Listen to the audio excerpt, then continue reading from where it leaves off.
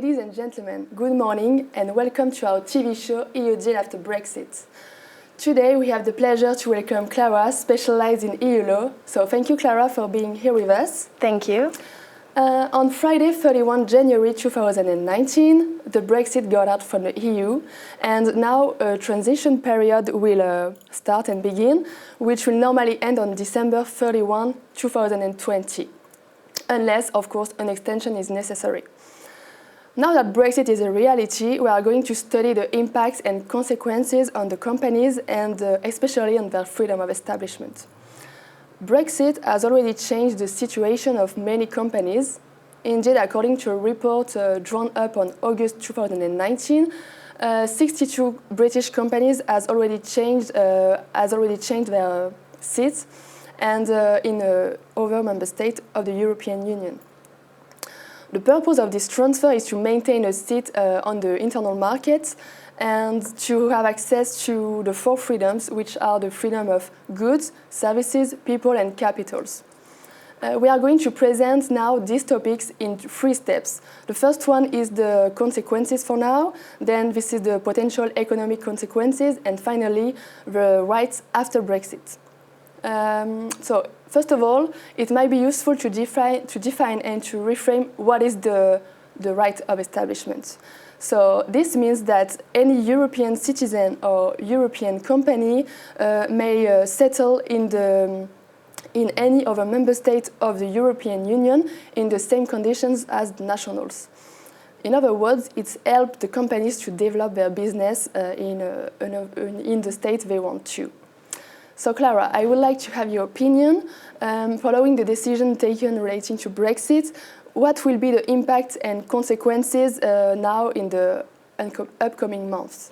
So now the actual repercussions of the Brexit will depend upon which Brexit model is finally implemented and will start only after a transition period. Basically, will the economic ties negotiated and implemented post-Brexit be strong or loose? Will the Brexit be soft or hard? It will depend. If a soft Brexit is chosen, if the UK managed to have to enter into the European Economic Area and to obtain bilateral arrangements, the UK might still have the ability to use the advantages of the rights of establishment. Furthermore, actually, the European Union is ready to negotiate a soft Brexit with the UK only if the Brexit agrees to use the same rules as the European Union, which is the level playing field. Furthermore, actually, the UK, the Prime Minister Boris Johnson said clearly that he's more open to a hard Brexit because he's more open to a free trade arrangement than a European Economic Area. Moreover, the negotiations will start on March 3rd in 2020 and on June 2020 we'll see if the negotiation climate will settle, and after we might see an advantageous goal be finally visible. Well, thank you, Clara, for those clarifications. You're welcome. Considering that the UK is the third economy of the European Union and that 50% of the export and import of the UK is done with the EU, we can imagine that it has an impact on the economy. So, Clara, can you tell us what will be the economic consequences in the UK? Yes, to completely understand the consequences for the UK about the Brexit, we have to say a citation from Mr. Shams El-Khanemi, who used to be a councillor in the European Parliament. He said that in economy, 28 is a superior number than 1. That's why they will have clearly consequences for the economical area in the UK. We can say that in Europe, they managed to elaborate a trade through the internal markets, but now the UK will have to face some consequences, such as more taxes on imports products also, but also to have more administrative paper and sanitary paper to sign, for example.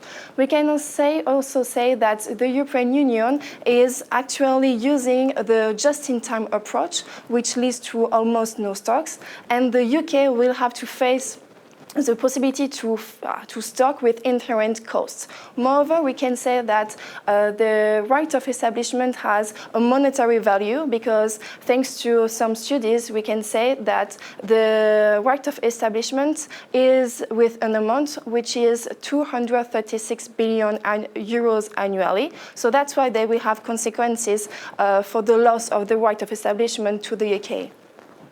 Well, thank you for this answer. We will now focus on what will happen after the transition period. So this period should end on December 31, 2020, which is called the Exit Day. On the basis of the Withdrawal Act adopted by Westminster in 2018, the British government, West Hall, has already adopted a regulation called Freedom of Establishment and Free Movement of Services EU Exit Regulation 2019.